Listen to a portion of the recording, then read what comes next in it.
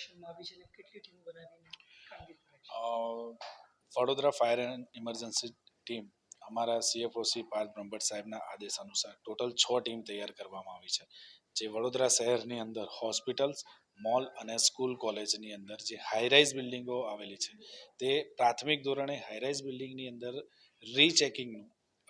System rechecking, fire fighting installation સિસ્ટમનું rechecking કરી એનું એક ઓબ્ઝર્વેશન રિપોર્ટ તૈયાર કરીને Badamani Baug city command control રૂમમાં સાંજે 7 વાગ્યા સુધી સમાવેશ કરવાનો છે. 6 ટીમની અંદર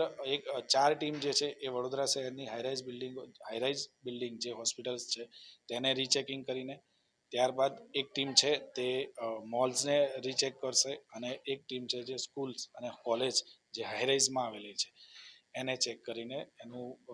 ફાયર ઓડિટ રિપોર્ટ તૈયાર કરશે. હમણાં સુધી કોઈ નોટિસ આપ્યો અને કેટલી હોસ્પિટલ કરવાના છે? હમણાં